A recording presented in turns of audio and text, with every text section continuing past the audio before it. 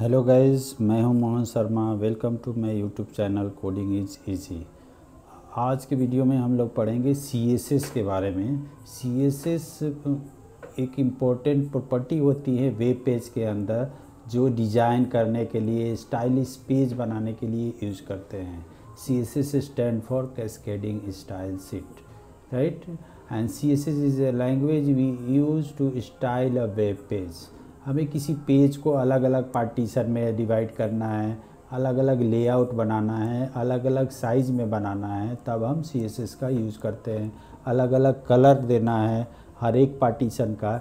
जैसे हमारी SS tech lab की एक साइट है, यहाँ पर एक फॉर्म बना है।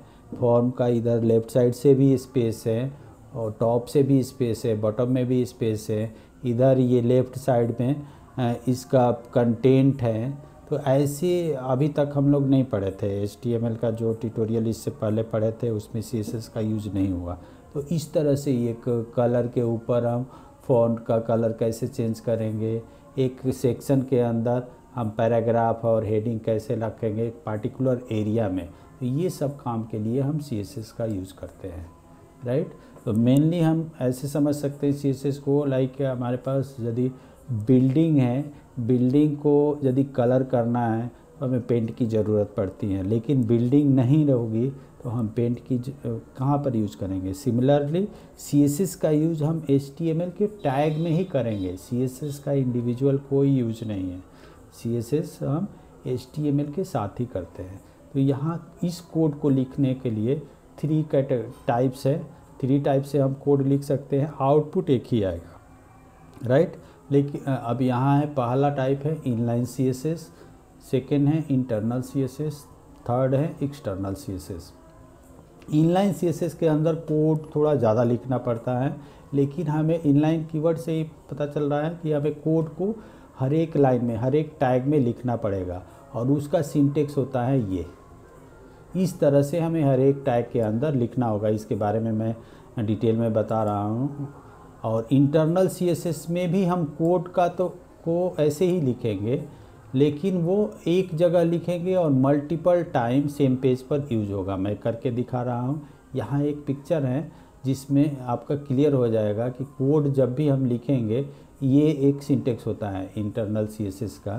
H1 के अंदर यदि मान लीजिए कोई प्रॉपर्टी हमें यूज़ करनी है CSS की, तो ये जो लिखा हुआ है कर्ली ब्रैकेट के अंदर, कलर ब्लू सेमी कॉलन लगा करके फिर फॉन्ट साइज कॉलन 12px लिखा हुआ है, फिर सेमी कॉलन कर्ली ब्रैकेट बंद हो गया है।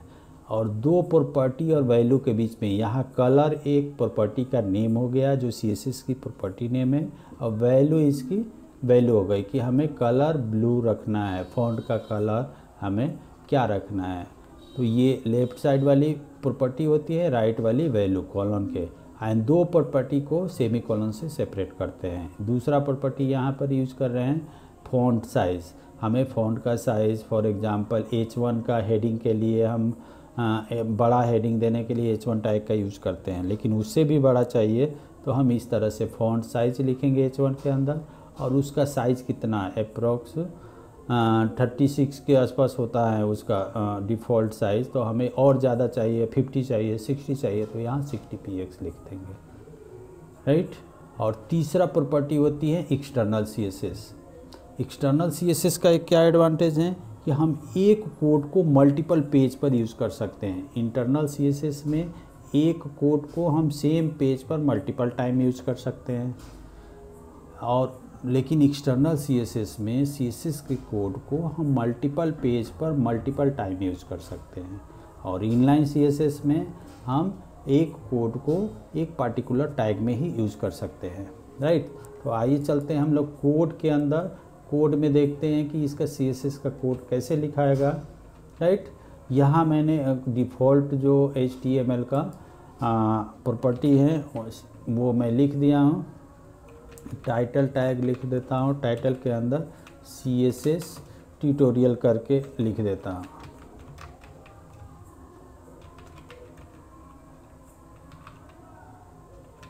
टाइटल को क्लोज भी कर रहा हूँ मैं, इसको एक बार रन करके देख लेते हैं। अभी देखो इस पेज का आउटपुट सिंपल इस तरह से आ रहा है। अब ये आ कैसे रहा है, यहाँ पर बीजी कलर लगा दिया हूँ मैं।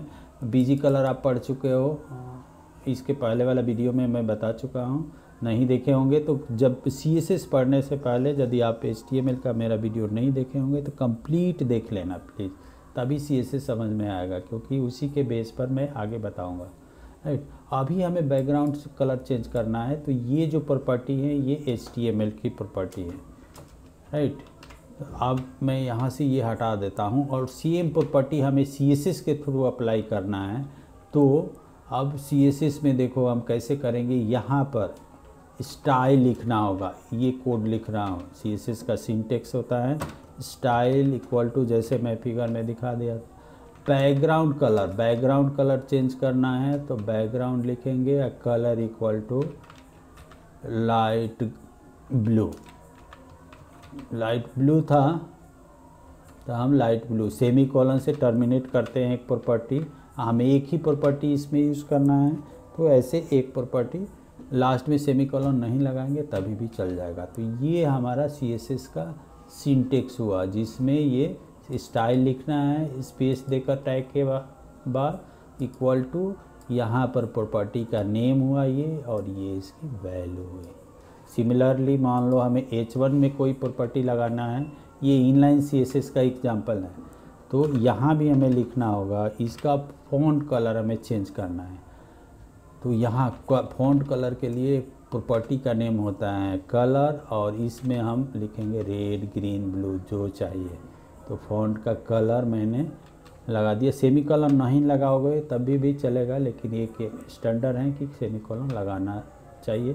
अब देखो यहाँ फ़ॉन्ट साइज़ हमें बड़ा करना है, स्पेस भी दे देना।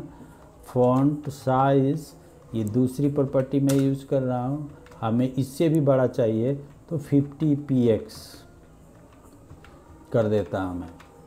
तो ये देखो, ये फ़ॉन्ट साइज़ भी बढ़ गया H1 का, और फ़ॉन्ट का कलर भी चेंज हो गया। लेकिन हमें फिर H1, इस H1 में भी एक प्रॉपर्टी लगाना है, सेम प्रॉपर्टी लगाना है, तो हमें दोबारा इस कोड को इसके अंदर भी लिखना पड़ेगा। राइट, हमारे पास यदि मल्टीपल हैं टैग, तो मल्टीपल टैग में सेम प्रॉपर्टी यूज़ करना है, तो हमें सेम कोड को मल्टीपल टाइम लिखना पड़ेगा। तो अभी तो कोशिश कीजिएगा यही कि सिंटेक्स कैसे लिखते हैं किसी भी टैग में। ये लिस्ट जो CSS की वैल्यू है, कलर, बैकग्राउंड, ये किसी भी ट्यूटोरियल पे जा कर के आप लिस्ट देख सकते हो, वहाँ से उसका क्या प्रॉपर्टी ये यूज हुआ है, उसका नेम क्या है, अप्लाई करके एक ही टैग में बहुत सारा चीज़ें देख सकते हो। जो बेसिक नीड्स है वो सारा मैं बता देता हूँ यहाँ पर। ये हो गया हमारा इनलाइन CSS ट्यूटोरियल के अंदर हम लोग, ये हैं इनलाइन CSS का एग्जाम्पल। राइट, इनलाइन CSS हमें लाइन में, हर एक लाइन में ही कोड लिखते जा रहे हैं। राइट, ऐसे ही अब देखो और कुछ प्रॉपर्टी बता देता हूँ मैं इनलाइन CSS के अंदर ही। हेडिंग के हो गया, पैराग्राफ के अंदर p टैग एक ले लेते हैं, p टैग के अंदर भी वेलकम टू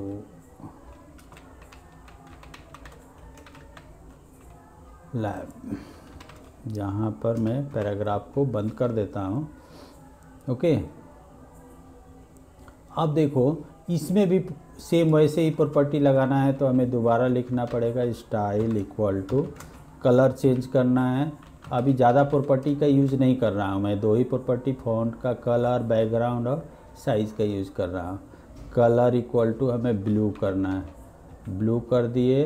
फ़ॉन्ट साइज़ भी थोड़ा बढ़ा लेते हैं, फ़ॉन्ट फैमिली का भी यूज़ कर सकते हैं, एरियल, कैलिबरी जो वर्ड के अंदर होता है। फ़ॉन्ट साइज़ मैं कर देता हूँ 20 px। राइट, अब देखते हैं इसका प्रॉपर्टी, ये थोड़ा सा चेंज हुआ, ब्लू हो गया। फ़ॉन्ट साइज़ थोड़ा और बड़ा कर देता हूँ मैं, 30 px कर देता हूँ।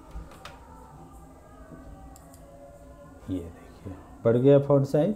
तो इस तरह से हम तीन प्रॉपर्टी का यूज कर लिए। बैकग्राउंड कलर कैसे चेंज करना है, बैकग्राउंड कलर भी लगाना है, तो इसमें आप बैकग्राउंड कलर लगा सकते हो, लाइक बैकग्राउंड भी लिख सकते हैं और बैकग्राउंड कलर, दोनों काम करेगा। बैकग्राउंड कलर भी आप लिख लो तब भी काम करेगा। बैकग्राउंड कलर मैं येलो कर देता हूँ इस पैराग्राफ के अंदर।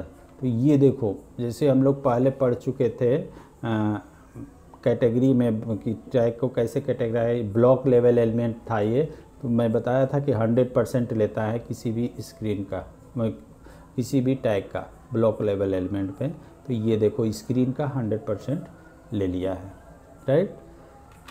तो आई होप कि CSS का यूज़ कैसे करेंगे, उसकी प्रॉपर्टी क्या होती है, उसकी वैल्यू क्या होती है, ये कंसेप्ट क्लियर हो गया होगा। और कुछ टैग का यूज़ कर लेते हैं हम। एक डिव टैग होता है HTML के अंदर पेज को डिवाइड करने के लिए। ओके, ये ही सबसे इम्पोर्टेंट टैग हैं जिससे हम पेज को मल्टीपल पार्ट में डिवाइड करेंगे। और यहाँ पर मैं इसका विड्थ और हाइट, एक डिवीज़न बनाना है पेज का, तो विड्थ और हाइट भी सेट कर सकते हैं, राइट। विड्थ हमें कितना लेना है इसका, मान लो ले लेता हूँ मैं 400 px, राइट।